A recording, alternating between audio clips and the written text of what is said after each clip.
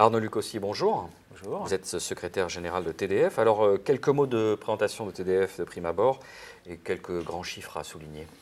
Eh bien, TDF donc, est un acteur qui vient de l'audiovisuel, donc c'est né en 1975 et qui aujourd'hui a trois grandes activités. Première activité, donc toujours l'audiovisuel, la télévision et la radio, qui représentent 28 et 13% de notre activité, donc 41 au total.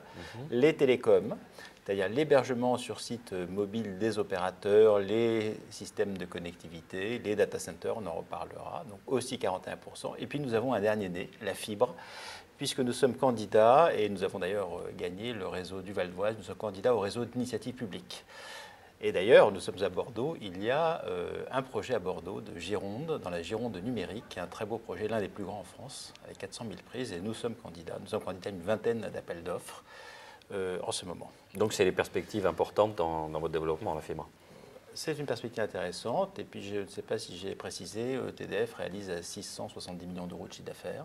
Ouais. Voilà, donc à peu près stable. On essaie de retrouver de la croissance. Alors, la Smart City se développe et elle génère d'importants besoins en infrastructure. Est-ce que la France va suffisamment vite? Est-ce qu'on est en retard?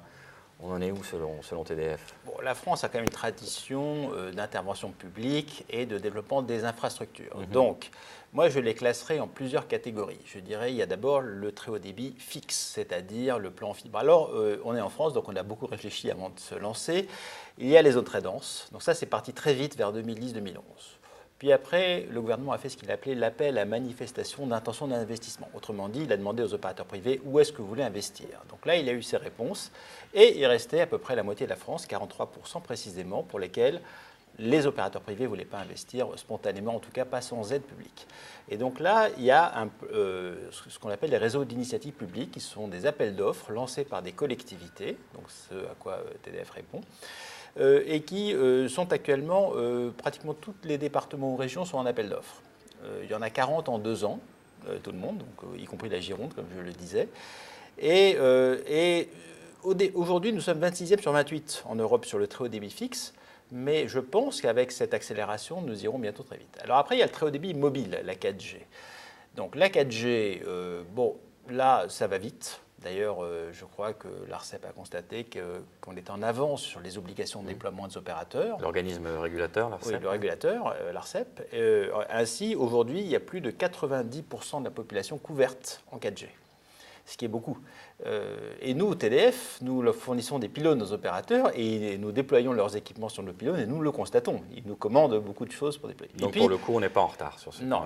Alors maintenant, tout le monde se prépare à la 5G, parce que c'est une course qui ne s'arrête jamais. Donc la 5G... Là, vous n'allez pas vous plaindre. Non, mais on utilise les mêmes pylônes.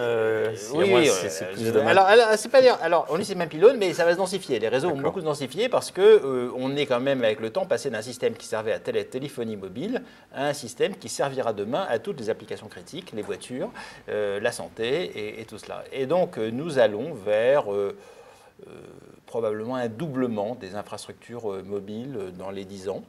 Et il y aura une énorme vague 5G qui commence à grossir, à se préparer, mettons entre 2020 et 2025. Et là, des déploiements qu'on commence à imaginer, par exemple mobilier urbain, des façades d'immeubles. Enfin, il y aura beaucoup d'éléments rayonnants dans les villes, surtout dans les villes d'ailleurs. Alors, dans les villes, c'est intéressant que vous l'évoquiez, puisque historiquement, en TDF, vous êtes plutôt présent dans les zones rurales. Ça veut dire quoi? Ça veut dire que vous vous rapprochez des usages numériques, de venir dans la ville? Alors c'est vrai que nous faisons un mouvement de la campagne vers la ville, parce que nous étions traditionnellement un acteur de pylônes. Alors nous avions des pylônes un peu partout en France, utilisés beaucoup pour la diffusion de la télévision et de la radio. Nous, depuis une vingtaine d'années, nous utilisons nos pylônes pour héberger les opérateurs mobiles. Les pylônes, c'est une catégorie de points hauts, ce qu'on appelle techniquement des points hauts. Et donc, il y en a d'autres, il y a ce qu'on appelle les toits terrasses. Donc là, ce sont tout ce qui est en haut des immeubles. Et nous avons, depuis quelques années, engagé un mouvement pour vendre aussi les toits terrasses. Donc, il y a des grands bailleurs qui nous confient leurs toits terrasses et nous les commercialisons. Il y en a beaucoup. Et puis, nous allons vers le cœur des villes, c'est ce que je disais tout à l'heure, avec la 5G. Nous devons nous préparer à un déploiement un peu différent, puisqu'il y aura par exemple tout ce qui est mobilier urbain. Et là, nous savons que des acteurs comme Jean-Claude Decaux, par exemple, sont aussi très actifs là-dedans. Donc, une autre forme de concurrence aussi. Voilà, les points hauts évolueront. mais resteront totalement indispensables puisque ça n'échappe à personne, nous sommes dans l'ère du sans fil. Et ce que je voudrais aussi préciser, c'est qu'avec la 5G, qu'on peut situer entre 2020 et 2025, eh bien, on sera dans des fréquences beaucoup plus élevées, des débits beaucoup plus rapides et donc des tailles de cellules beaucoup plus petites.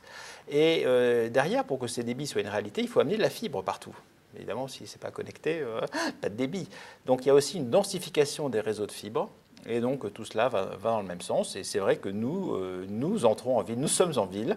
Nous sommes aussi en ville avec par exemple des couvertures d'endroits qu'on appelle l'indoor, le métro à Rennes. Donc on a signé une convention avec la ville de Rennes pour équiper le métro en éléments de couverture. Voilà. Alors le corollaire de ce déploiement tous azimuts, c'est la question essentielle, la sécurisation des données. Ce sera ma dernière question. Quelle stratégie déploie TDF ?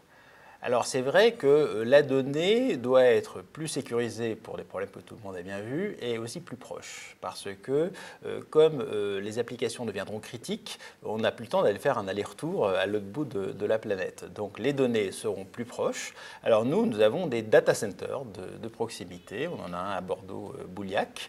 On s'est lancé depuis 4-5 ans dans cette activité et notre stratégie c'est d'offrir un hébergement de proximité sécurisé voulant dire tous les contrôles d'accès physique sont bien sécurisés, les arrivées d'énergie, les arrivées télécom, tout est doublé, redondé, imaginé.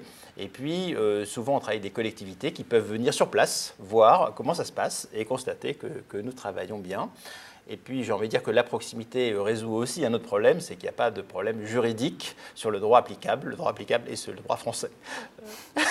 Mais oui, parce qu'on a toujours un doute avec les données hébergées quelque part dans le monde, on ne sait jamais trop quel est le droit applicable. Arnaud Lucossi, merci d'avoir répondu à nos questions. Merci à vous.